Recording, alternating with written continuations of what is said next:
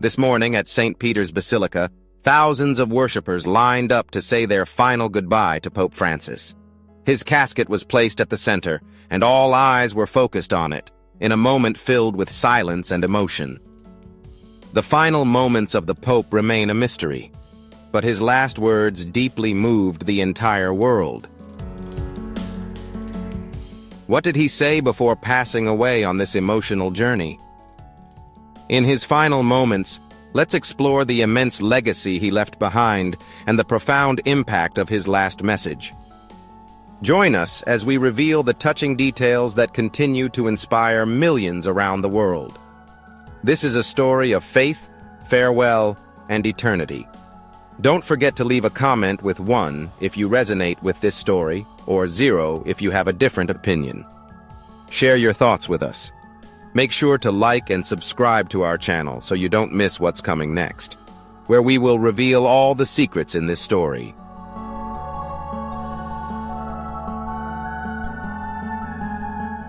The words of a revered spiritual leader honoring an Easter no one could ever forget. On Easter Sunday in Rome, Italy, thousands gathered at St. Peter's Square, waving flags and applauding under the mild spring weather. Bells rang out, a choir sang, and cameras from around the world captured the event. Yet something felt off. Something about it was different. Pope Francis appeared pale as he stepped onto the balcony. He offered a gentle smile, but he looked smaller than ever before. This time, he was not standing. He was in a wheelchair.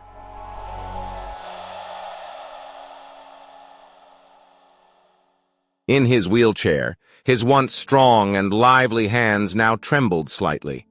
He struggled to lift his hand to give a blessing, but he did so carefully and slowly, as if every movement carried deep meaning. His eyes looked heavy. Though he smiled at the crowd, it seemed to take great effort. Some who watched closely felt that it wasn't just an ordinary Easter sermon. There was a sense of farewell in the air. He raised his hand, looked around at the crowd, and then delivered what would become his final public address.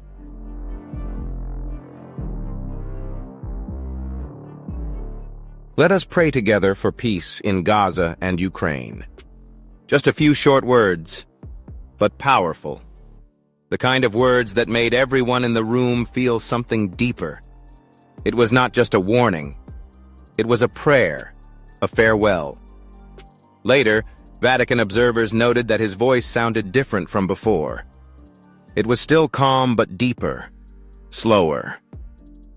Some said it seemed as if he had practiced, as if he was delivering something he had long prepared.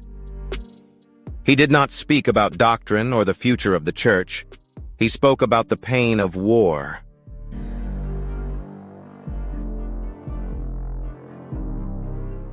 And the suffering among people, the things closest to his heart. The aides gently helped him back toward the entrance, one hand placed on the armrest, the other resting over his chest, just above his heart. For a brief moment, a close-up camera captured what may have been his final gift to the world. The crowd did not realize this would be the last time they would see him alive. Even so, questions lingered after the event. What made him seem so calm? Why didn't he say more? And why did he look so weary? The Vatican remained largely silent.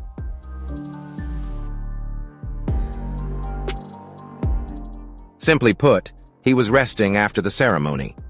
There were no medical reports, no detailed commentary from within the Vatican, although the atmosphere inside had noticeably changed. Some close aides began to act very protective, and fewer people were allowed around him. His already light schedule had almost no duties left. Then, an anonymous staff member mentioned something strange. The Pope had declined most meeting requests after Easter. Those aware of his health knew that his condition had been deteriorating for months. It wasn't that he couldn't breathe or move, but everything was painful all the time. His body had even once told him that he should step down if he could no longer continue. But he didn't. He chose to serve until the very end.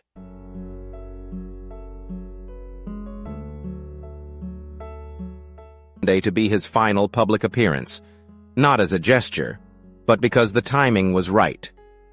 Easter, a call to forgiveness, to living in peace, to mending what is broken. That would be the most meaningful farewell for a man with such a vision. It was no coincidence, sources said, that he had handwritten and revised his speech multiple times in the days leading up to it. Some even claimed that he had told his closest friend, "I want this to be my final message to the world." That aide never spoke publicly about it, but the mood and energy of that day left many questions lingering.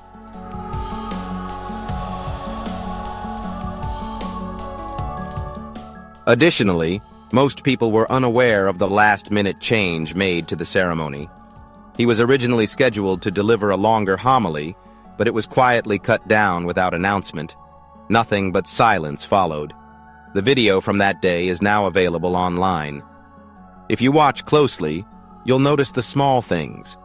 His trembling hands, the shallow breath he exhaled, the way he gazed around the crowd a little longer than usual. Gently, his fingers moved over his chest to trace the sign of the cross, almost like a man completing his final task. From every angle, those watching could feel something stirring.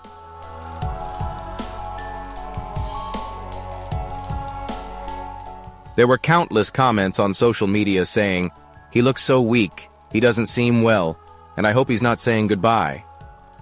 But no one was certain. Only a few living within the walls of the Vatican truly knew. So the question remains, was all of this part of his final message? Had he planned that moment, knowing it would be the last image of him as Pope? Or was it mere coincidence? There is no way to know for sure. Yet everything about that day felt like more than just a typical blessing. It felt like the end of an era. The whole world saw a Pope that day, standing there, waving and smiling. But behind that smile was a man in pain, fully aware that his time on this earth was growing short.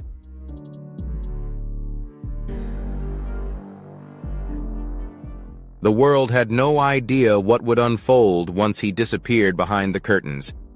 You would be shocked by what he did that night when no one was watching. As darkness fell, Pope Francis requested silence, yet he left behind a message no one could have anticipated. On his final mysterious night after the Easter Mass, Pope Francis returned to his private apartment within the Apostolic Palace. While the crowds cheered and people around the world watched, only a very small group knew what was truly happening behind the massive stone walls of the Vatican.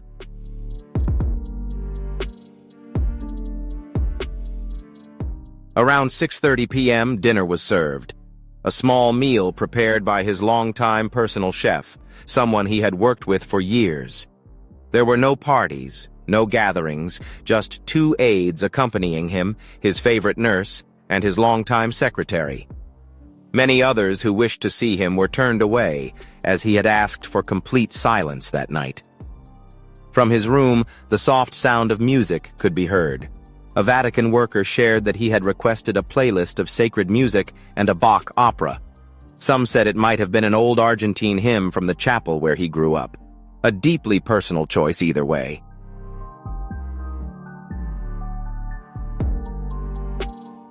In either case, at some point during the evening, he requested that his confessor, a priest whom the Pope completely trusted, come to see him.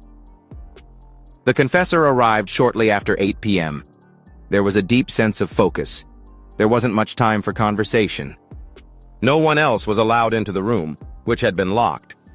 Whatever was said between them remained a secret. After a while, the confessor left without speaking to anyone. Though he appeared tired, he also seemed calm. It was the final spiritual experience known to Francis. Shortly before his death, someone who had worked with him for over 10 years was called to his side just before midnight.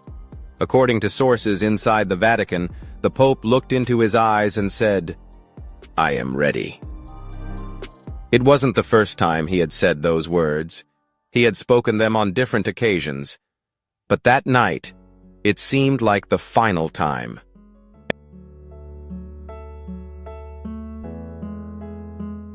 An important moment unfolded around midnight. It was decided not to take him to the hospital. In the past, recommendations from the Vatican's medical team had been quietly declined.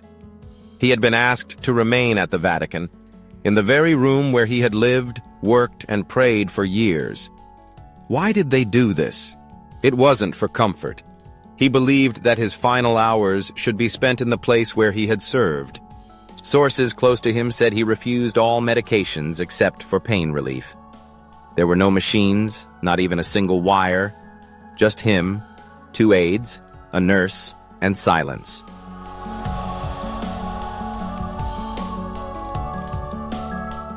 In the morning, the nurse who had stayed with him through the night would later say that he smiled as he passed. Not a strained smile, nothing forced, but one of pure peace. The sky began to lighten at dawn, and at 7:35 a.m., everything came to a final, gentle stop. There was no warning, nothing alarming, only silence. The Apostolic Palace lights immediately turned on, the way the Vatican has always marked the death of a pope for hundreds of years. A small group led by the Camerlengo was notified. The pope's ring was removed, and official procedures were carried out exactly as tradition dictated. The Vatican clocks were stopped for a few minutes to symbolically mark the moment time itself paused. No one spoke. Only a silent prayer was offered.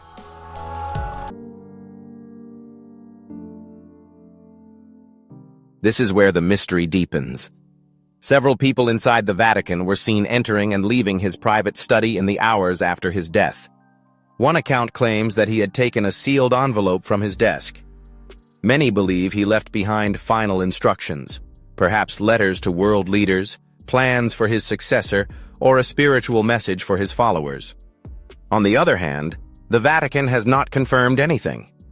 One theory suggests that he had written a letter weeks before Easter, intended to be opened only after his death.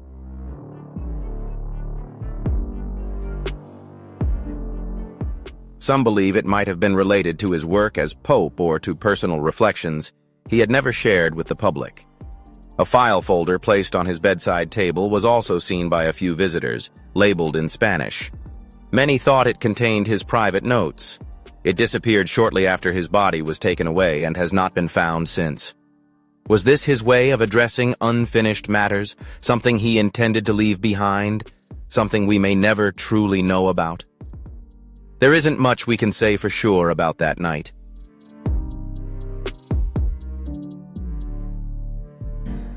No announcement was made, no grand ceremony took place. Only quiet preparation. He had stripped everything down to what truly mattered. There was no noise, no audience, just final notes about clarity, peace, and perhaps closure. It was decided that the Pope, who had traveled the world and welcomed presidents, would end his journey with those who had shown him unconditional love. No titles, no spectacle, everything was simple. Those who witnessed him that night could be sure of one thing: he was not afraid.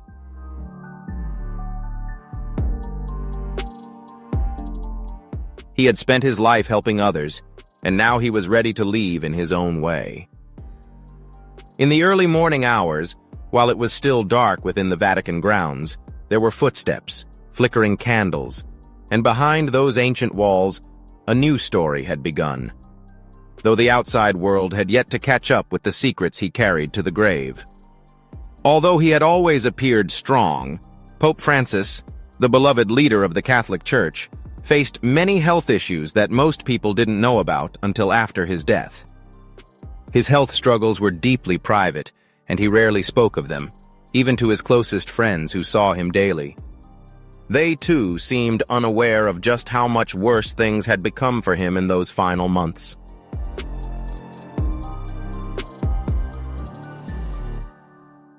The Pope had quietly managed several long-term illnesses over the years, many of which stemmed from health issues he had faced since his youth, such as lung problems. After having part of his lung removed, he struggled to breathe properly. Yet he continued to follow a demanding schedule, traveling the world and carrying out his work with a level of energy that astonished many. But most people were unaware of the increasing severity of his condition. In addition to his lung issues, he suffered from excruciating sciatica, a nerve pain that made movement in his legs and lower back extremely difficult. At times, the pain was so intense that even simple acts like walking became a challenge for him.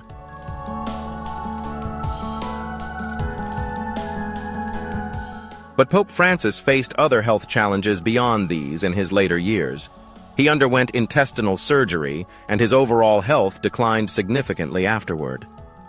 At first, the Vatican downplayed the seriousness of the surgery, but those who knew him well understood the truth.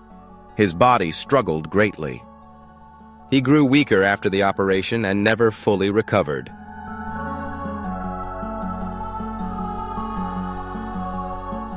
Pope Francis, one of the most renowned religious leaders in the world, chose not to speak about the extent of his pain, keeping his health struggles a secret. In February, just a few months before his death, there was a brief panic at the Vatican when he was hospitalized. Many within the inner circle began to fear that his condition was worsening. As rumors spread, some believed the Pope had been pushing himself too hard, working long hours and maintaining a heavy schedule despite his deteriorating health. Although he remained deeply devoted and committed, those closest to him began to worry that he was nearing the end.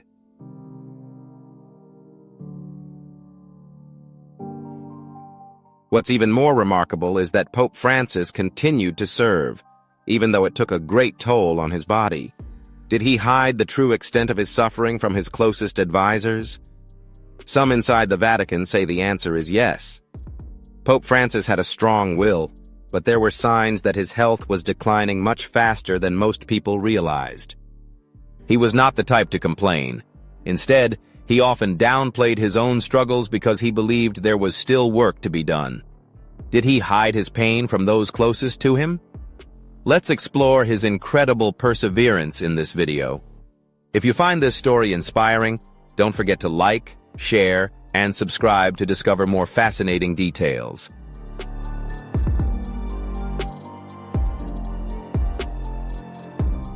In past interviews, Pope Francis often spoke about death with a sense of calm and acceptance.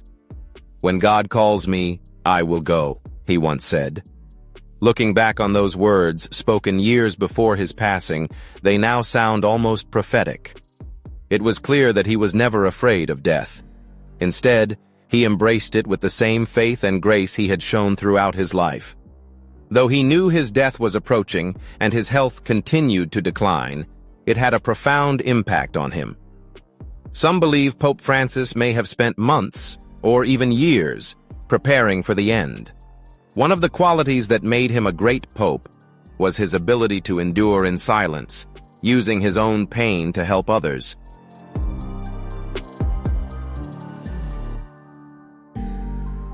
He believed that suffering could be spiritually powerful if faced with love. It's possible he chose to endure his pain silently, never speaking of it to anyone because of this belief. It seemed he intentionally embraced suffering so that his flock might become stronger through his example. Another idea is that Pope Francis modeled his final moments after those of Pope John Paul I and Pope Benedict XVI, both known for their humility and acceptance of their roles, especially as their health began to fail. John Paul I passed away just 33 days after being elected pope, and Benedict XVI made the rare decision to resign due to health reasons, something far from traditional.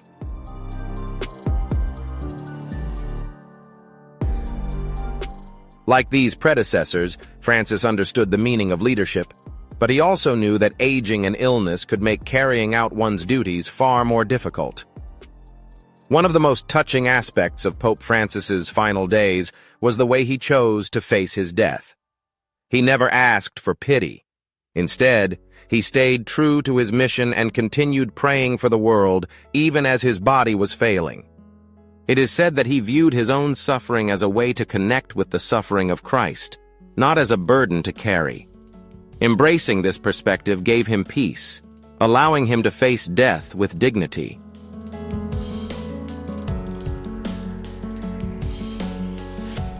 The true nature of his health problems was something he never revealed throughout his time as Pope. He hid his physical pain behind a public image of strength. Even now, he appeared healthy and full of energy, though many wondered how much pain he had truly concealed, why he chose to carry it alone rather than seek help or show the world how much he struggled. Because his health struggles remained hidden, the final days of his life seemed even more mysterious. He continued to serve as Pope despite facing serious health issues that might have justified an early resignation. Through it all, he taught us how to accept what is to come with calmness and to endure suffering in silence for the good of others. Perhaps the most profound lesson he left behind.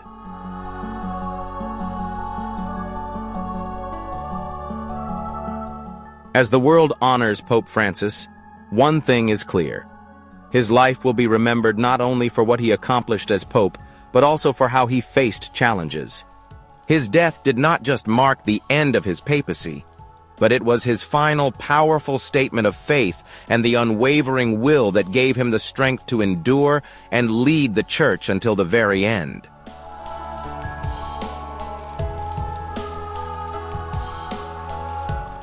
Pope Francis's funeral broke a centuries-old tradition.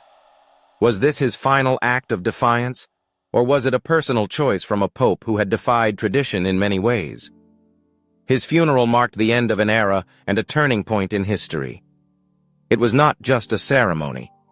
His death was a silent protest against centuries-old Vatican traditions.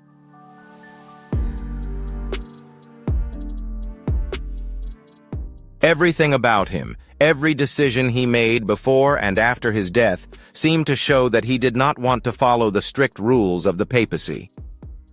His funeral was not the only ceremony to break church traditions. The first actions taken after Pope Francis's death were led by the Camerlengo, the official in charge of the papal government in the absence of a pope. This was the moment the Vatican officially announced that the pope had passed away.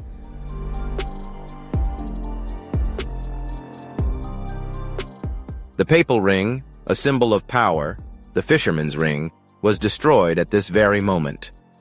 The ring was cut in half, as is customary whenever a pope dies, to mark the end of his papacy. This tradition has been followed for centuries. Although it was a solemn and quiet event, we soon learned that it was only the beginning of a series of decisions that went against tradition.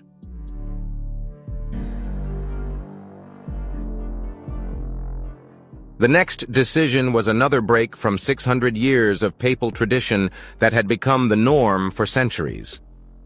Pope Francis chose not to be buried beneath St. Peter's Basilica. He had made a name for himself by challenging the Vatican. Instead, he made a bold move. He requested to be buried at the Basilica of St. Mary Major, one of the most important churches in Rome.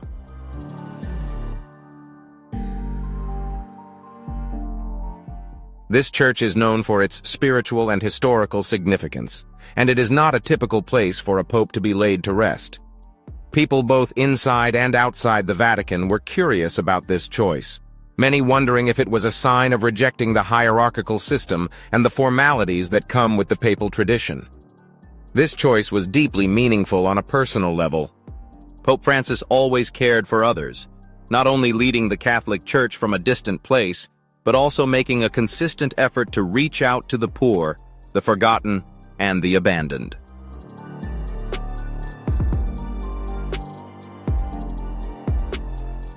In many ways, his final choice of burial was a statement. To be laid to rest in a church that everyone could easily visit, rather than a grand tomb beneath the Vatican. He didn't want to stay there. Hidden behind the shadow of the papacy, he wanted to remain close to the people. There was some unrest within the Vatican about this decision, particularly among the more conservative factions of the Church. Many saw it as his final act of defiance. Perhaps Pope Francis chose this moment to send one last message to the Church, knowing his time was running out. Was this his ultimate challenge to the long-standing rules of the Vatican?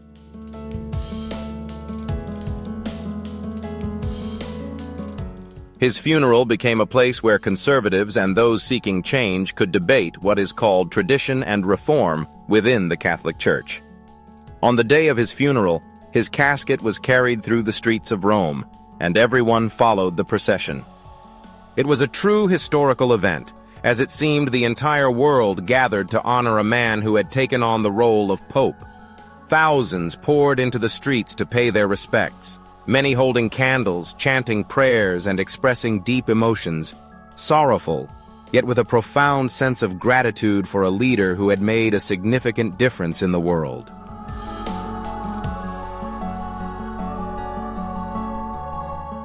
While carried out with great respect, the procession was clearly different from other papal funerals. It was not just a funeral, but the end of an era. Some believed it marked the end of a papacy, but it was not only the end of one pope. This funeral showed that Pope Francis had forever changed the way the world views the Vatican. The emotional impact of this event reached far beyond the streets of Rome, as people from all over the world watched in silence as the cardinals carried the body of Pope Francis.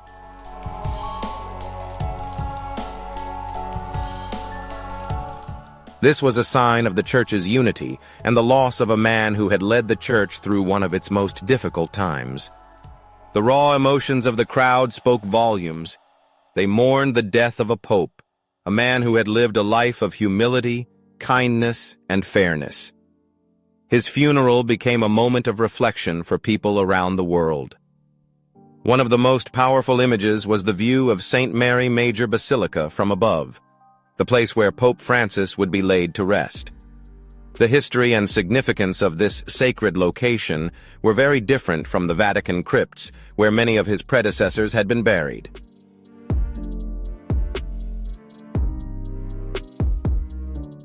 The location of both sites together speaks to Pope Francis's papacy, based on simplicity, humility, and his close connection with people. Pope Francis's funeral was more about the legacy he left behind than simply the end of his life. In his final days, he made choices that revealed his true character, especially his decision to break tradition. He rethought the meaning of being pope, challenging norms and going against what people expected him to do. Even after his death, he continued to question the very institution he had worked so hard to improve.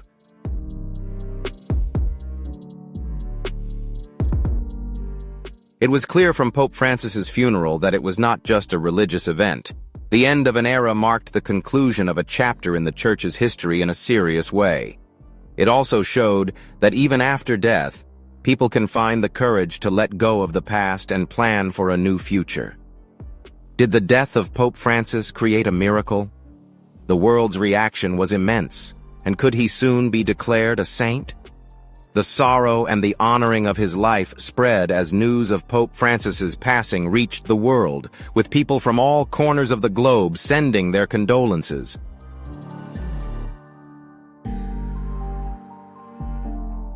People from all walks of life, from world leaders to ordinary citizens, felt a tremendous loss. The sudden death of a man who shaped not only the Catholic Church but also culture and society around the world sparked a wave of emotion and reverence, especially in Argentina, where he was born. The country called for a national day of mourning to honor Pope Francis. The streets were filled with people expressing their respect by lighting candles and placing flowers at temporary memorials. Sunflowers, his favorite flower, appeared as a symbol of his life and legacy.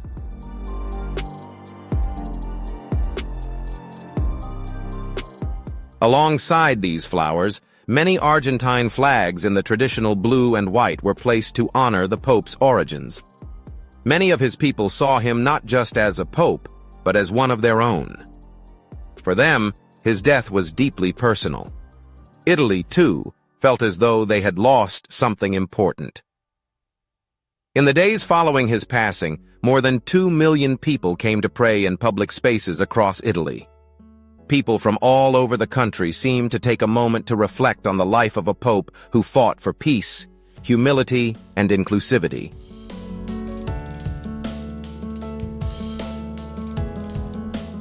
In the large squares of Rome and the small towns across the country, People from all walks of life, Catholics, non-believers, and even those who had never met him, gathered together to remember him. There was a rare moment of peace as people mourned the death of a man who had spent his entire life helping others. Strange signs began to appear at memorials and shrines, making the death of Pope Francis even more shocking.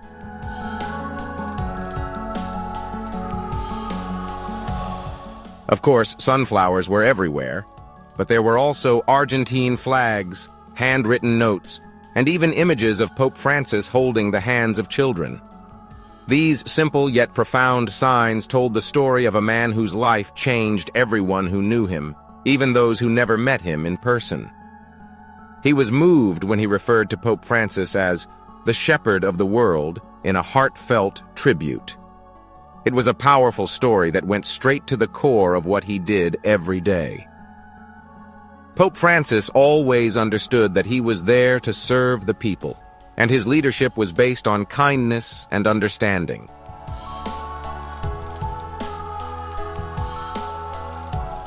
He not only shepherded the Catholic Church, but also reached out to people of all faiths and backgrounds, offering words of comfort and guidance during difficult times. He also fought for peace and reconciliation in the most violent areas of the world. People continued to be amazed even after his death. Some said that his passing may have caused a miracle. In the days following his death, stories began to spread of strange occurrences and prayers that were answered.